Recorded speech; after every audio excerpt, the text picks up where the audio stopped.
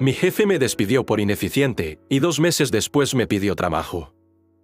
Hay una satisfacción particular en ver a alguien que te menospreció venir a pedirte ayuda. No es venganza exactamente, es más como justicia poética. Es el universo confirmando que tu valor nunca dependió de la opinión de esa persona, y que su juicio sobre ti decía más sobre ellos que sobre ti. Mi nombre es Adrián, tengo 35 años. Y esta es la historia de cómo mi peor día profesional se convirtió en el catalizador para mi mayor éxito. Y cómo el hombre que me despidió terminó robándome por un trabajo. Trabajé durante 6 años en Industrias Martínez, una empresa mediana de manufactura. Empecé como analista financiero junior y eventualmente me ascendieron a gerente de contabilidad.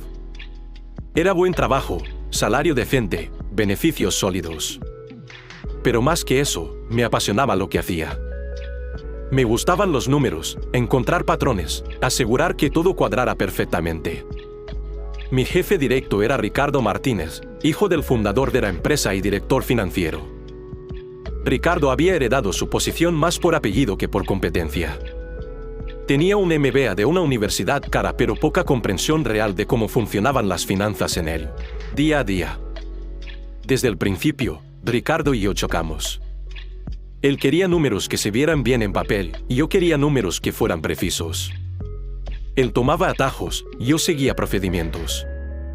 Él trataba la contabilidad como una molestia necesaria. Yo la trataba como la columna vertebral de operaciones saludables. Pero lo que realmente causó problemas fue que empecé a notar inconsistencias. Pequeñas al principio. Gastos que no cuadraban con facturas. Transferencias que no tenían documentación apropiada. Categorías presupuestarias que de repente se inflaban sin explicación clara. Hice lo que se supone que debe hacer un contador responsable. Documenté las discrepancias y se las presenté a Ricardo. Son solo errores de redondeo, decía, desestimándome. No te preocupes tanto por cada centavo. Ricardo, estos no son errores de redondeo. Hay patrones aquí que sugieren. Adrián me interrumpió, su voz tomando ese tono condescendiente que odiaba. Llevas 6 años aquí. Yo he estado en esta empresa toda mi vida. Sé cómo funciona. Tú te preocupas demasiado por detalles insignificantes en lugar de ver el panorama general. Pero los detalles no eran insignificantes. Durante los siguientes meses, seguí encontrando irregularidades. Y cuanto más buscaba, más encontraba. No era mi trabajo investigar fraude, era mi trabajo asegurar precisión en los reportes financieros. Pero las dos cosas estaban volviéndose imposibles de separar. Intenté escalar el asunto al presidente de la empresa, el padre de Ricardo. Solicité una reunión, preparé un reporte detallado mostrando todas las inconsistencias que había encontrado. La reunión duró exactamente 10 minutos. El señor Martínez escuchó mi presentación con expresión pétrea. Luego me dijo que confiaba completamente en su hijo y que debería enfocarme en hacer mi trabajo en lugar de cuestionar a mis superiores. 2 semanas después, Ricardo me llamó a su oficina. Adrián, esto no está funcionando, dijo sin preámbulo. Eres demasiado rígido, demasiado enfocado en procedimientos en lugar de resultados. Francamente, tu ineficiencia está frenando a todo el departamento. ¿Ineficiencia?, repetí, incrédulo. He cumplido cada deadline, completado cada reporte. Cumplir el mínimo no es suficiente, interrumpió. Necesito personas que sean jugadores de equipo, que entiendan cómo funciona el negocio real. Claramente tú no eres esa persona. Te estoy dejando ir. Me estás despidiendo. Estoy terminando tu contrato. Tendrás 2 semanas de indemnización. Recursos Humanos te dará los detalles. Me quedé sentado en shock. 6 años de trabajo duro, de dedicación, de hacer las cosas correctamente, y estaba siendo despedido por ineficiencia, cuando el verdadero problema era que me negaba a ignorar lo que parecía fraude. Firmarás un acuerdo de confidencialidad, agregó Ricardo. Es estándar. Básicamente dice que no hablarás negativamente sobre la empresa o compartirás información propietaria. Leí el acuerdo cuidadosamente. Era más extenso de lo típico, con lenguaje específico sobre no discutir supuestas irregularidades financieras con nadie, incluyendo autoridades regulatorias. Básicamente, me estaban silenciando. Debí haber peleado. Debí haber rechazado firmar. Pero estaba en shock, preocupado por mi hipoteca y cuentas, y honestamente no sabía qué más hacer. Firmé. Limpié mi escritorio esa misma tarde. Mis colegas estaban confundidos, algunos expresaban simpatía, pero nadie cuestionaba abiertamente la decisión.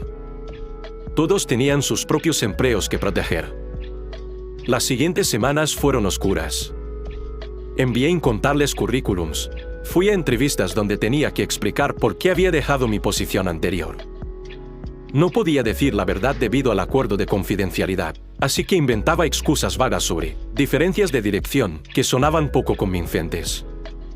Mi esposa, Carolina, estaba preocupada pero solidaria. Algo mejor vendrá, me aseguraba. Eres demasiado bueno en lo que haces para quedarte sin trabajo mucho tiempo. Pero pasó un mes sin ofertas. Luego 6 semanas. Mi confianza se erosionaba con cada rechazo. Empecé a cuestionarme. Tal vez Ricardo tenía razón. Tal vez yo era demasiado rígido, demasiado enfocado en reglas en lugar de resultados. Fue durante esta espiral que mi antiguo colega, Patricia, me contactó. Había trabajado en Industrias Martínez durante años como gerente de operaciones antes de irse a otra empresa. Adrián, necesito hablar contigo sobre algo, dijo cuando nos encontramos para café. Y necesitas saber que esto queda entre nosotros. Me contó que ella también había notado irregularidades antes de irse. De hecho, parte de por qué se fue porque Ricardo había bloqueado sus intentos de implementar mejores controles internos. Ella sospechaba, como yo, que algo no estaba bien. Pero aquí está la cosa, dijo, bajando su voz. Tengo un contacto en su banco. Sin dar detalles específicos, digamos que Industrias Martínez ha tenido algunos problemas de flujo de efectivo serios últimamente. Y hay rumores de una auditoría externa siendo forzada por inversionistas preocupados. Mi cerebro se puso en acción. Si había una auditoría externa real, y si mis sospechas sobre las irregularidades eran correctas, Industrias Martínez estará en serios problemas. ¿Por qué me estás diciendo esto?, pregunté. Patricia sonrió. Porque eres uno de los contadores más meticulosos que conozco. Y porque sospecho que te despidieron por las mismas razones por las que yo me fui, viste demasiado. Pensé que merecía saber que probablemente tenía razón. Esa conversación cambió algo en mí. Dejé de cuestionarme y empecé a pensar estratégicamente. Si Industrias Martínez colapsaba, habría activos para comprar. Maquinaria, contratos con clientes, propiedad intelectual. Y yo conocía esa empresa por dentro y por fuera, mejor que nadie excepto tal vez el mismo Ricardo. Empecé a investigar discretamente. Hablé con contactos en la industria. Revisé registros públicos. Busqué inversionistas potenciales que pudieran estar interesados en una oportunidad si surgía. Y entonces sucedió. 2 meses después de mi despido, las noticias explotaron. Industrias Martínez estaba bajo investigación por fraude financiero. Ricardo Martínez había estado desviando fondos de la empresa durante años, ocultándolo a través de contabilidad creativa y documentación falsa. El desfalco total era de millones. Los inversionistas demandaron. Los bancos congelaron cuentas. Clientes cancelaron contratos. En cuestión de semanas, Industrias Martínez se declaró en bancarrota. Me sentí vindicado, pero también triste. Decenas de empleados buenos, personas que conocía y respetaba, perdieron sus trabajos debido a la avaricia de un hombre. El legado que el padre de Ricardo había construido durante décadas fue destruido por su hijo. Pero también vi una oportunidad. Con ayuda de inversores que había cultivado durante mi investigación, formé una nueva empresa. Cuando Industrias Martínez entró en liquidación, hice ofertas estratégicas por activos específicos, maquinaria clave, contratos con clientes que sabía eran lucrativos, incluso algunos de los mejores empleados que habían sido despedidos. La Corte de Bancarrota aprobó nuestras ofertas. En cuestión de meses, Había comprado efectivamente los componentes valiosos de Industrias Martínez y estaba reconstruyéndolos en una nueva empresa, sistemas industriales avanzados, con controles financieros apropiados desde el principio. Contraté de vuelta a muchos de los empleados que Ricardo había dejado ir, incluyendo a Patricia como mi directora de operaciones. Construimos algo más pequeño que el original, pero más sólido, más ético, más sostenible. Mientras reconstruíamos, el juicio de Ricardo avanzaba. Los fiscales habían construido un caso sólido. Enfrentaba años de prisión y ruina financiera completa. Sus abogados negociaron un acuerdo, tiempo de cárcel reducido a cambio de total cooperación y restitución. Lo que significaba que Ricardo Martínez, quien una vez me había despedido por ineficiencia, ahora estaba quebrado, con antecedentes penales, y desesperado por cualquier empleo que pudiera conseguir después de cumplir su condena. Un martes por la tarde, casi exactamente 2 años después de mi despido, mi asistente me informó que tenía un visitante sin cita. Dice que es urgente, explicó. Su nombre es Ricardo Martínez. Mi primer instinto fue rechazar. Pero la curiosidad ganó. Hazlo pasar. Ricardo se veía terrible. Había perdido peso, su traje era barato y mal ajustado. Su antes confiada postura reemplazada con hombros encorvados y miradas nerviosas. Apenas lo reconocí. Adrián, comenzó, su voz quebrándose ligeramente. Gracias por verme. Sé que no tengo derecho. ¿Por qué estás aquí, Ricardo? Se sentó sin ser imitado, sus manos temblando ligeramente. Salí hace 3 semanas. He estado solicitando trabajos. Nadie me contratará. Mi nombre está enlodado, tengo antecedentes penales, estoy en bancarrota. Pero necesito trabajo. Desesperadamente. Tengo restitución que pagar, mi familia. Y pensaste venir a la empresa que construí de los escombros de la tuya, terminé por él. Lo sé cómo suena, dijo rápidamente. Lo sé. Pero eres la única persona en esta industria que podría estar dispuesto a darme una oportunidad. Por favor. Haré cualquier cosa. Limpieza, almacén, lo que sea. Nos quedamos en silencio. Parte de mí quería rechazarlo inmediatamente. Hacer que experimentara aunque fuera una fracción de la humillación que yo había sentido cuando me despidió. Pero otra parte, la parte que me había convertido en buen gerente, veía una oportunidad diferente. Dime qué aprendiste, dije finalmente. ¿Qué? De todo esto. El fraude, la prisión, perderlo todo. ¿Qué aprendiste?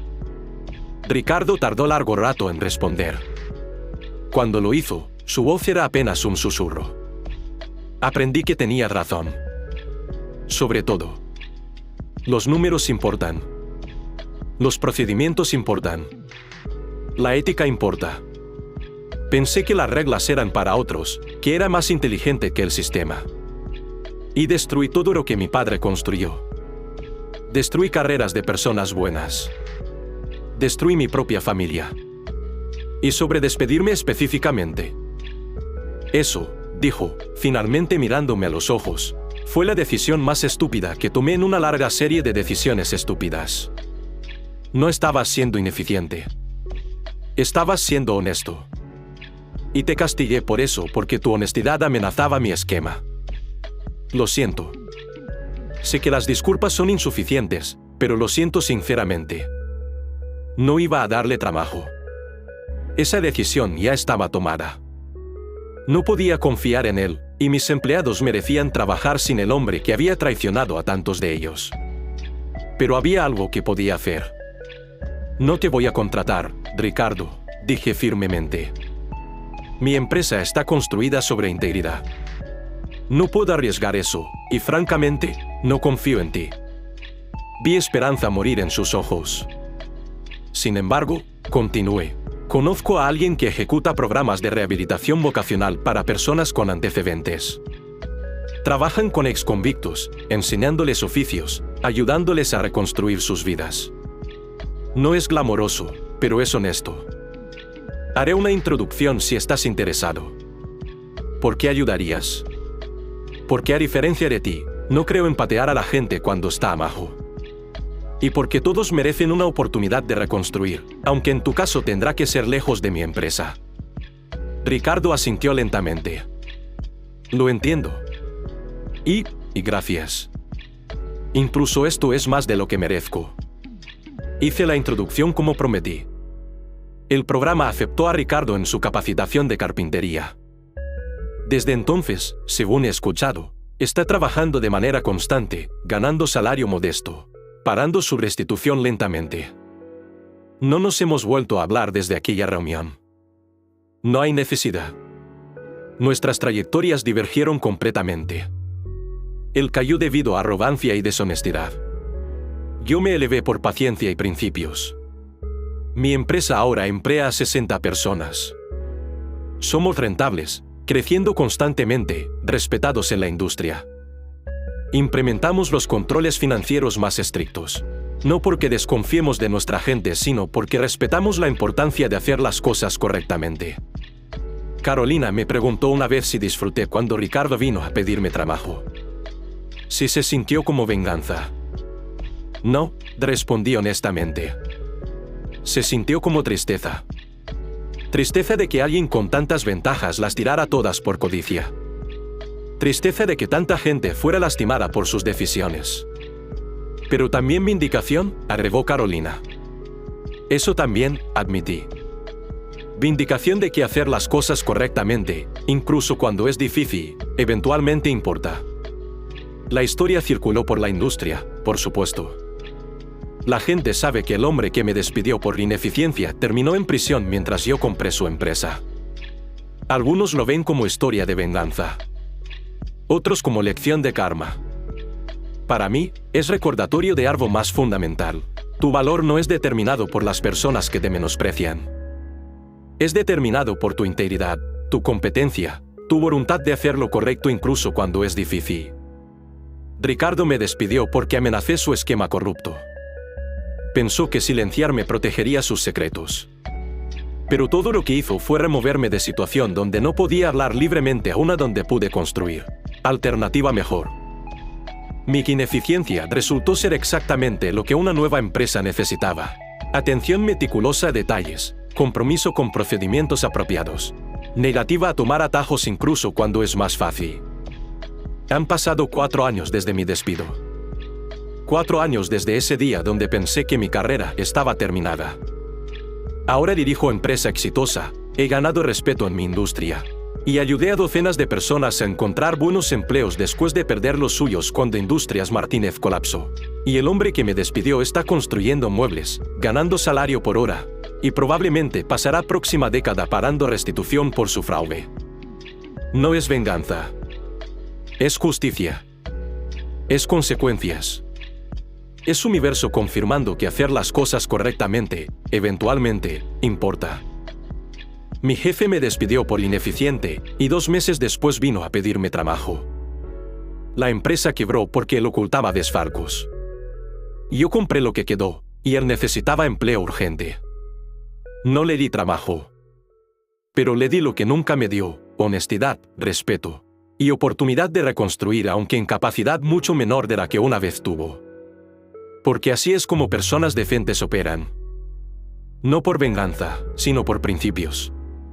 Y esos principios, resultó, valieron más que todo el dinero que Ricardo robó.